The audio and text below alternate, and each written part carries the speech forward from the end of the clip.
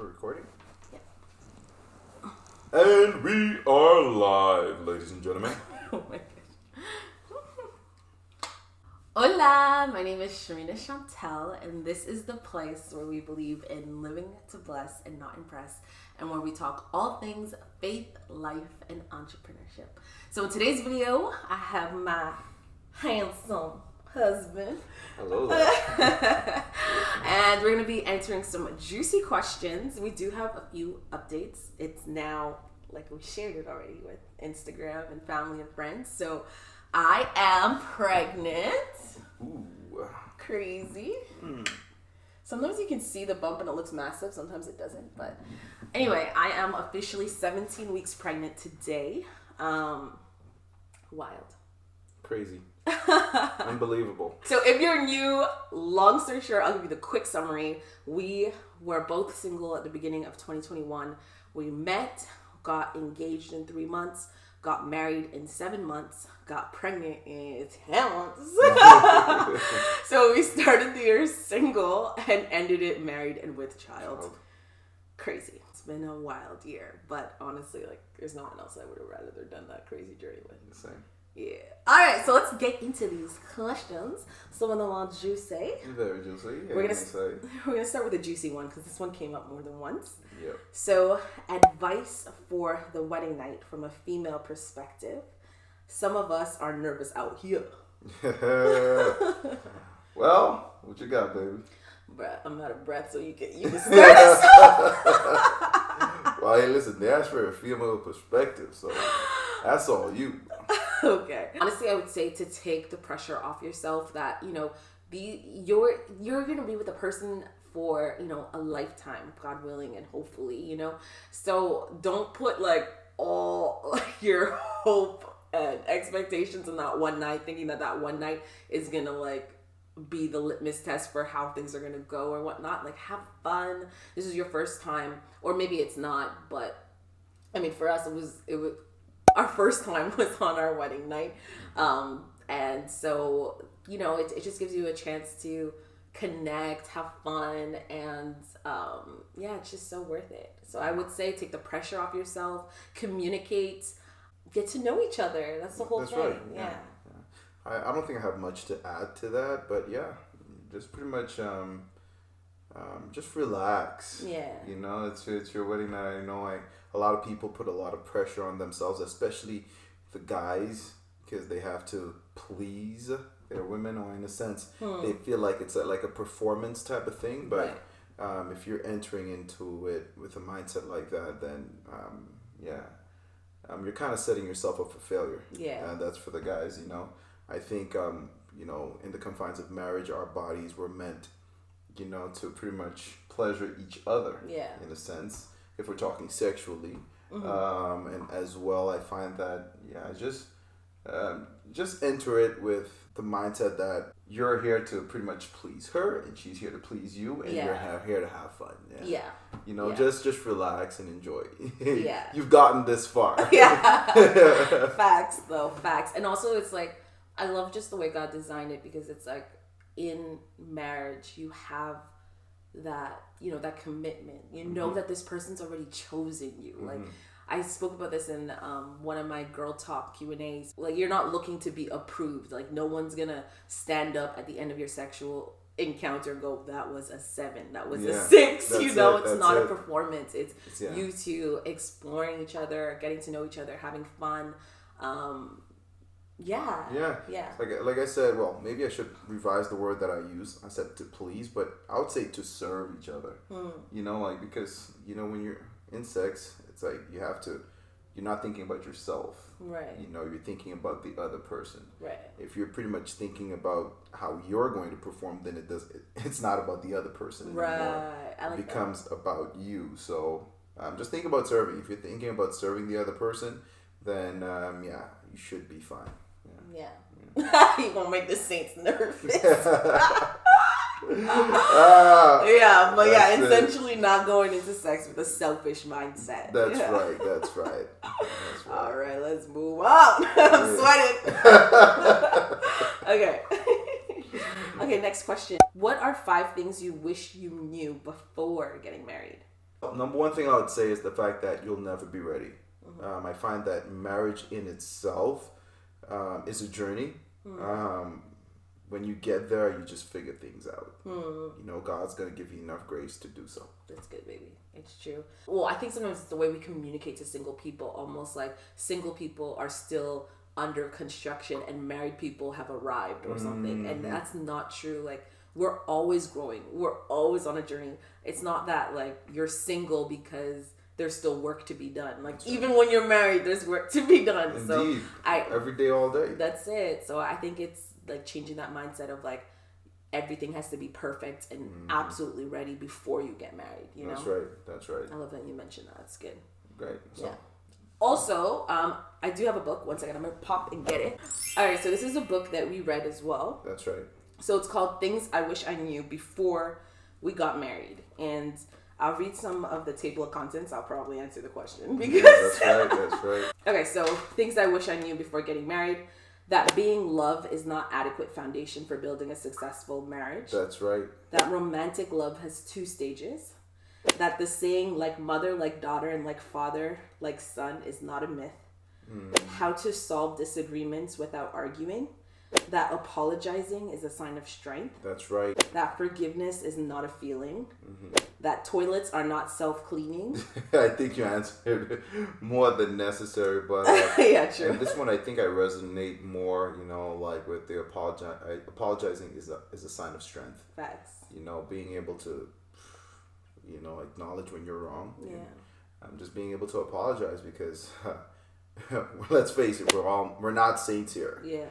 You know, and it takes, you know, real courage and humility to be able to apologize. Yeah. But anyways, continue. Yeah. That we need a plan for handling our money. That mutual sexual fulfillment is not automatic. Well, it lied. Mutual sex fulfillment is not automatic. Right. Ooh, I'm fulfilled, baby. I'm dead. I know but you, oh my gosh. Man, I'm fulfilled. I mean, I am too, but the whole thing is it's not automatic, you know? And, well, it wasn't, pretty much. Well, it's better that their expectations are low and exceeded, you know? You don't want to go into it. What's Webster's dictionary gosh. definition of automatic? Oh my gosh. Oh my gosh. It's funny. It was pretty automatic. And growing. I'm crying. Okay. That I was marrying into a family. That spirituality is not to be equated with going to church. That's right. Preach. And that personality profoundly influences behavior. That's true too. Some people skip the whole personality thing. That's right. And that's important too. It's really important. Anyway, all things we wish we knew and kind of found out about. Yeah, it helps. It helped us a lot, really. Yeah, it did. And there's great questions at the back as well. That's right. Were your parents in agreement with the speed of the Holy Ghost? Yo, my mama couldn't wait. My mama been asking me where she at. Yo, my mama been asking me where she at from since I was like 20, man. I'm 10 years too late. Mama Gigi, I love you. But honestly, I could remember when I turned 28, my mom was like, "Hey B, when I was 28, you know, I was pregnant with you, you know, type of thing." She was like, "This is pretty much the age where I had you, so you got to tell me what's up." You know, I'm Haitian, right? So technically, in our roots, man, hey, listen, especially if you're a guy, hey, our parents don't they're pretty straight up about it. So what's happening? I need them babies. I need them grandkids, right? So, that's funny. So yeah, she couldn't be any happier. Yeah, and honestly, like meeting them felt so comfortable. Mind you, it was over video chat because his parents reside in Turks and Caicos. But I remember just feeling so welcomed off the gate. Y'all know those movies, Monster-in-Law. Like there's so many movies with and he's the only child too, so he's their only man, their only boy, you know. So you see those movies, you know, when the mother is kind of like, Yeah. no one's good enough for my son. But, That's right. Well, your mom's been amazing, and your dad too. Good. Oh, okay. So for my mom, it's so cool how God set it up. Anyway, we're gonna tell our first date story. We still have to tell that, but my mom met him the day after me. Now that wasn't in the plan. That's not something that we like had planned. But long story short, the day after our first date, I drove him to the airport, and it was in his car, and so my mom came with me, which is good because think about it from a mother's perspective. Your daughter goes on a date the day before, and then drops off a stranger to the airport and leaves with his car. Like you'd be like, that's like. What's that movie? The Tinder Swindler? I'm telling you.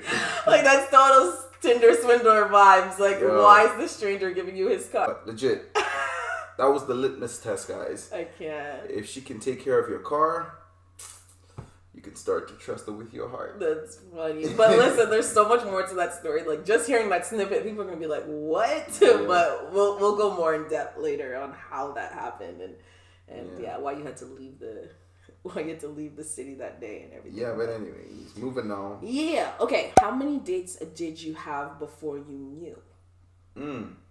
Good question. I think on the second or third date when I pretty much opened up about my my past, my downfalls, and I was pretty much I was able to be just, just naked with her. Not in that way. Bruh. People gonna chop and screw this video. Be like, Berson was naked on the second date. I was put it this way. I was completely transparent with her. Yeah. I didn't put up a facade that I was perfect, or I wasn't even trying to be perfect. Only Christ is perfect. So, yeah, I was honest about who I am, what I learned from my past mistakes, and where I'm going. And the fact that I was able to do that quickly, I knew she was special. Yeah. Appreciate that. Honestly, it was like we're talking about the same conversations, but for me too, it was date number 3 where I knew I was in trouble. In the sense, no, but honestly, that's when I knew like, oh, this guy is different, and that's when I felt like I can feel myself being drawn to you. And it was that same thing. It was just the way he was very honest and open and not trying to front. And I was just like, I remember date 3, I was like, I can trust this guy.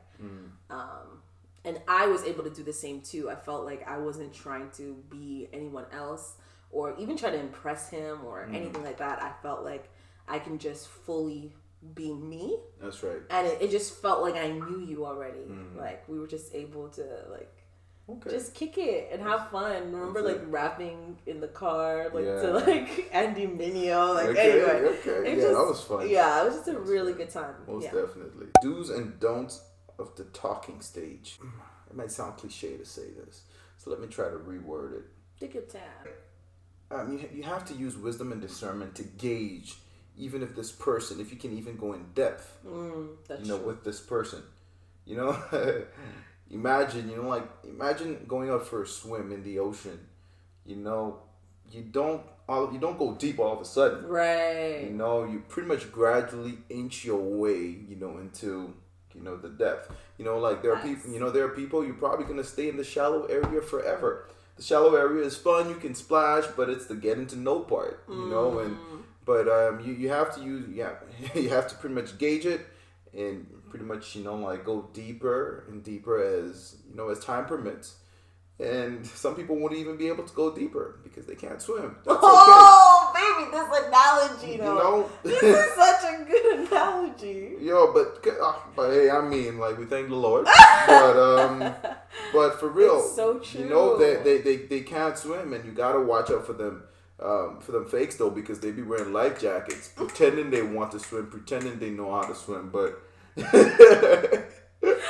That's good. We don't want the non-swimmers out here, know. So gauge it. That's good. And I'm telling you, when you start to go deep with people, if they can't swim, they're gonna drown. And if they drown, they try to take you with them. But hey, listen. Stand your ground. If people start to drown, if people start to throw hands, hey, listen. they ain't for you. You know, we all here trying to go deep. We're trying to go places. We're trying to explore continents. You know what I mean? We're trying to be Christopher Columbus up in here. Michael Phelps this.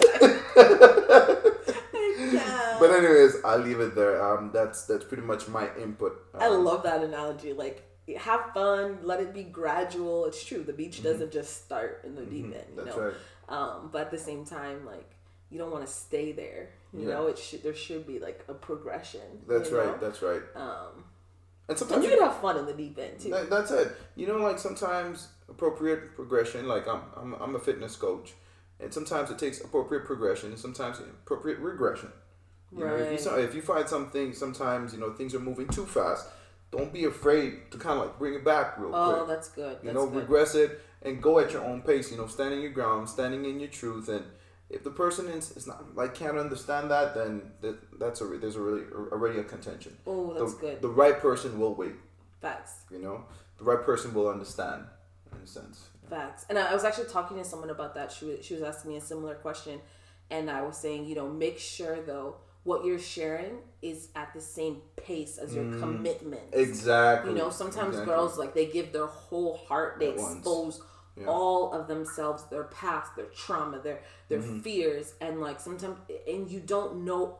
Make sure it's at the pace of the commitment and the trust level, because you don't want to be opening up yourself and sharing all of this with someone that you don't even know if you can trust. That's it. They can take that same information and hurt you with it, or 100%. Use it to manipulate you. Exactly. So make sure it's going at the same pace as that commitment and that trust. That's right.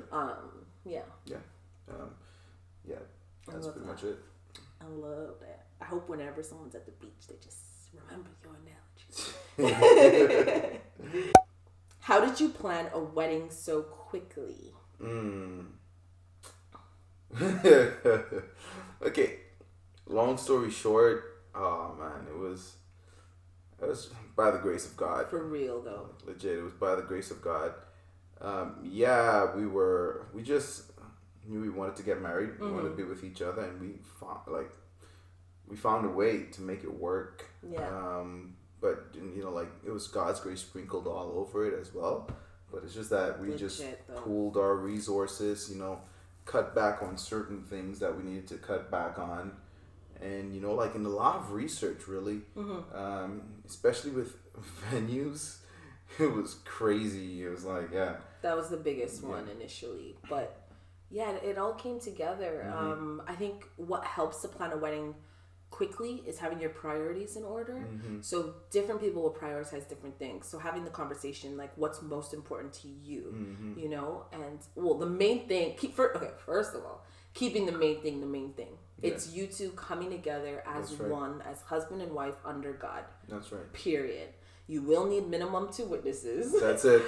I did consider eloping a few times, let's be honest. But we also really wanted your parents to be there. And but with COVID restrictions, gosh, it is crazy. But praying, choosing what our priorities are, going in the list of your priorities. And having the conversation. I am a wedding photographer, so there was a few names and venues and vendors that I knew of and had researched prior. But I would just say keep the main thing. Know what your priorities are. 100%. No, and there's benefits sometimes to planning what's considered a last minute wedding. 100%. Like we got quite a few discounts because of that. Yeah, I think because first of all we're getting married on a Sunday, and what else? Yeah, because it was married on a Sunday. Yeah. The marriage was less than 3 months away. That's right. Yeah. So that's why. Yep, that's it. Little things to consider. Should I share the praise report? Because I only shared it on Instagram, but not YouTube. The what? About the wedding date. Oh, the testimony. Sure. Okay. All right. I'll share this really quickly because this was just like a crazy testimony. So, in my old Bible, I saw under Proverbs 19 a message that I had written to myself. I'll put a picture up somewhere here, but pretty much sometimes when I'm reading the word and if I feel like the Holy Spirit's whispering something to me, sometimes I'll just write it down with the date just so I can remember. And in this message under Proverbs 19, it said, Sherina, you do not have to worry about a husband. I've got that part of your life completely sorted. And then I dated it. It was 09/19/18. So that is September 19th, 2018. The crazy thing, and like B can attest to this because I literally yelled and he's like, what's going on? And the reason is that was our wedding date. So it just blew my mind because God wrote that message on our wedding date 3 years prior. Yeah. You know? 3 years prior, like he knew to the date. And I can't tell you how much confidence and peace that just brought to the both of us, really. Yeah. And just a reminder that like so many things, like we said, like went wrong or didn't go according to plan. COVID restrictions, the borders being closed, like we kept changing the date, you know. But the amount of people were able to handle it. Exactly. But in the midst of all the uncertainty, God showed that he knew. And he had already known. So I hope that encourages you. I know it encouraged like me so much. I know. Yeah. I know. Me too. When I saw that, I was like, okay. I was like, my wife is a prophetess. I can't. But yeah, it's so awesome. Amazing. It's so good. Did you feel any stigma or pushback around your love story beginning from a dating app?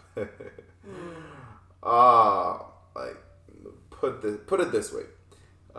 For me, I never thought that I would meet my wife on a dating app, point blank. First of all, because of my personality, and secondly, I don't know. It was just something about dating apps, you know, like meeting your significant other on the dating app. It just didn't resonate with me. But even with that, I was kind of limiting God, and to be frank, the times that we were living at that point in time, I wasn't able to really go out to meet anyone, and I really felt God, you know, like he had called me into a place where he was telling me to seek him first. And that's exactly what I was doing. And I felt the prompt to go back on the app because I had deleted all apps. And believe it or not, I ended up, you know, landing on my wife. But it's crazy, you know. For me, it's like I find that I can't limit God. You know, I can't. God can use anything. Yeah, he really can. To bring people together, even an app. So like honestly, it's not how we met. It's pretty much, you know, what we have together. So, Exactly. And I mean, same. We talked about it. We talked about how for us, like meeting on a dating app was like last case scenario type situation, you know. But yeah, it's funny because for me it was prompted after, you know, I was part of the conference and whatnot, and one of the messages I just felt prompted to go back and try it. But I was also like, my logical mind was like, listen, I know my future husband is going to be a go-getter. I know he's going to be like proactive. He's not going to be home dwiddling his thumbs, being like, I wish I had a wife in this pandemic. Like, you know, he's going to ask, but he's going to seek. Yeah. And he's gonna knock down them doors. Exactly. So I don't know. Part of me was like, more likely than not, he might be looking for his wife on this platform, and if he is looking, like, I just want to be there. That's you right. know. And so it's funny because when I did go back, like I wasn't in it for a long time. Like, sorry guys, the camera cut out. So I was on the app. Then I saw your message. That was like the first message I saw. Then we were off again. So I just feel like when it's God's timing, like you don't have to force it. That's right. Yeah. That's it. God's timing. Yeah. Thanks. 100%. Amazing. Well, I think that's it for today. Oh, that's it. All right, guys. Well, those are the questions. Yeah, all bases covered. Yeah. Yeah, if you have any more questions, Let us know. Yep. It will be a pleasure to answer them next time. Yeah. All right. Well, thanks, guys, for watching and being a part of the familia. So many of you have recently subscribed. We appreciate you. We love you. Welcome to the family. We are family. Yeah. I almost go. Sisters and me. We are family. We are family. It's me trying to sing. Anyway, thanks for being a part of it. Thanks for watching. If you made it all the way to the end, you a real one. MVP. We love you guys, and we'll see you in the next one. Ciao. Best/most challenging parts of marriage so far. Okay. Oh, okay. I'll start with the most challenging. You can do the best. Okay. I would. Oh, what you trying to say? Just kidding. I'm trying to vent here. Get it off your chest in baby. front of all these people. Aww, that was great. Yeah. That was fun. That was very fun. Your beach analogy, though. Who this? Coming to the bed.